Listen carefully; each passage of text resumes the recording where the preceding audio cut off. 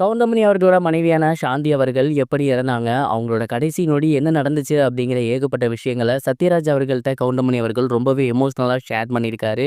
அது என்ன அப்படிங்கிற கம்ப்ளீட் டீட்டெயில தான் இந்த ஒரு வீடியோல நம்ம பார்க்க போறோம். பிரபல காமெடி நடிகரான கவுண்டமணி அவர்களோட மனைவி தான் சாந்தி.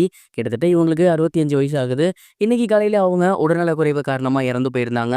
அவங்களோட மறைவு அப்படிங்கிறது உண்மையிலேயே எல்லோருக்கும் மிகப்பெரிய ஒரு சோகத்தை ஏற்படுத்தியிருக்கு.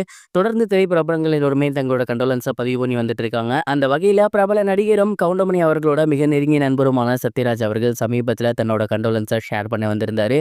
அண்ட் அப்ப அவர்கிட்ட கவுண்டமணி அவர்கள் ரொம்பவே எமோஷனலா பேசியிருந்தாரு. குறிப்பா சாந்தி எப்படி இறந்தா தெரியுமா அப்படிங்கிறதெல்லாம் ஷேர் பண்ணியிருந்தாரு. கிட்டத்தட்ட கடந்த சில மாதங்களாவே அவங்க ஹாஸ்பிட்டலும் வீடுமா தான் அலைஞ்சிருக்காங்க. அவங்களுக்கு உடல்ல ஒரு சில பிரச்சனைகள் இருந்திருக்கு. அண்ட் தொடர்ந்து மெடிசன் எடுத்துக்கிறது, டாக்டரை பார்க்கறது அப்படின்னு தான் போயிருக்காங்க. நேற்று நைட்டு கூட இதே மாதிரியான ப்ரொசீஜர் போயிட்டு அவங்க நல்லபடியாக தூங்க போயிருக்காங்க. அண்ட் அந்த ஒரு டைமில் பார்த்தீங்கன்னா தூக்கத்திலே அவங்களோட உயிர் போயிருக்கு. இந்த ஒரு விஷயத்த ரொம்பவே எமோஷ்னலாக சத்யராஜ் அவர்கள்ட்ட அவர் பேசிக்கிட்டு இருந்தாரு. கடந்த சில மாதங்களாக அவருக்கு உடம்புல பிரச்சனை இருந்துச்சு. டாக்டரை பார்க்குறதும் வீட்டில் இருக்கிறதுமாவே போய்கிட்டு இருந்துச்சு. அண்ட் நேற்று நைட்டு அவன் நல்லபடியாக தான் தூங்க போயிருந்தா. பட் அந்த தூக்கத்திலேயே அவளோட உயிர் போயிருச்சு. மகராசி தூக்கத்திலேயே போயிட்டா அப்படின்னு ரொம்பவே எமோஷனலாக பேசியிருந்தாரு. அண்ட் அந்த இடத்துக்கிட்ட சத்யராஜ் சார் வந்து கவுண்டமணி அவர்களுக்கு ஆறுதல் சொல்லியிருந்தாரு. கண்டிப்பாக இந்த ஒரு விஷயம் அப்படிங்கிறது கவுண்டமணி சாருக்கு மிகப்பெரிய ஒரு சோகத்தை ஏற்படுத்தியிருக்கும் அப்படிங்கிறதுல எந்த ஒரு சந்தேகமும் கிடையாது. தொடர்ந்து ரசிகர்களும் சரி, திரை பிரபலங்களும் சரி தங்களோட கண்டோலன்ஸை அடுத்தடுத்து பதிவு பண்ணி வந்துட்டு இருக்காங்க. கவுண்டமணி சாரோட மனைவியான சாந்தி அவர்களோட இறப்பு அப்படிங்கிறது உண்மையிலேயே அவங்களோட குடும்பத்துக்கு மிகப்பெரிய ஒரு பேரிழப்பு தான். இந்த ஒரு துயரத்திலேருந்து கவுண்டமணி சார் மீண்டு வரணும். அண்ட் அவரோட உடல்நிலையும் அவர் நல்லபடியாக பார்த்துக்கணும் அப்படிங்கிறது தான் தமிழ் சினிமா ரசிகர்களோட மிகப்பெரிய ஒரு வேண்டுகோளாக மாறி இருக்கு. அண்ட் இந்த ஒரு விஷயத்தை பற்றி நீங்கள் என்ன நினைக்கிறீங்க? உங்களோட தாட் என்ன அப்படிங்கிறத மறக்காம கமெண்ட் பாக்ஸில் ஷேர் பண்ணுங்க.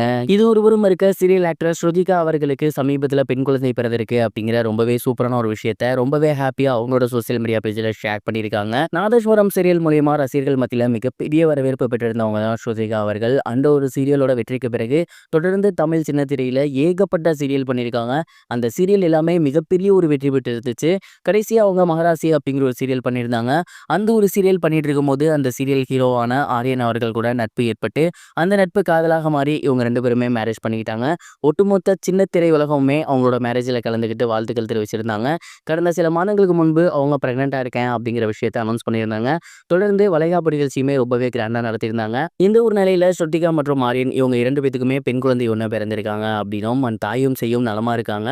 கூடிய சீக்கிரத்திலே குழந்தையோட பேர் என்ன அப்படிங்கிறத அனௌன்ஸ் பண்றோம் அப்படிங்கிற மாதிரி ரொம்பவே சூப்பரான ஒரு நியூஸை சமீபத்தில் ஆரியனும் ஸ்ருதிகா அவர்களும் அவங்களோட சோசியல் மீடியா பேஜில் ஷேர் பண்ணியிருக்காங்க.